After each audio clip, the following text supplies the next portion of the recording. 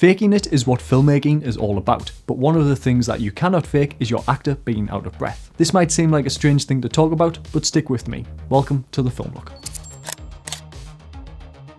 If you have a scene or a moment in your film where your actor needs to look or sound out of breath, flustered or red-faced, you need to get your actors up and moving around before the shot, so you can capture something which is genuine. We learned this from our actor friend Liam R. Angus, but it wasn't until after the shoot and looking at the behind the scenes footage. In our short film Keep the Change, Liam's character Stu had to deliver a pizza, but his car just broken down. If he doesn't get there in time, he's going to lose his job, so he decides to run there. He gets there in time and goes into the building to deliver the pizza. Let's pause the film there. If you haven't seen Keep the Change, I've just spoiled it, but you can find it right here if you want to watch it. In between these two shots where he runs into frame and the shot where he approaches the door and enters the building, there was about 15 to 20 minutes of setup time. This meant our actor was no longer out of breath, therefore breaking the continuity between the two shots.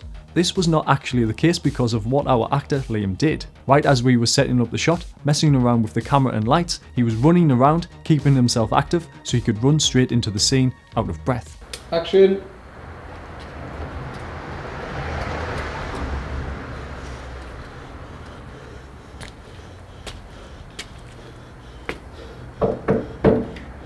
As I said, I did not realise he was doing this because I was so concentrated on setting up the shot, so without him and the BTS footage, I wouldn't have learnt this lesson. And this is still one of my favourite film look behind the scenes shots. This goes for if you're recording Foley sounds as well. To sound realistic, before you start to record those out of breath sounds, do 20 star jumps or 50 if you're in better shape. This sounds better than if you try and faking it. Faking it requires you to think about what it should sound like when you could just record something that's a little bit more genuine. This might seem simple or obvious, but we feel like it's another thing worth knowing. It's one of those things that you could easily forget about when shooting because of all of the other things that you have to do. So if you need your actors out of breath, ask them to jog around.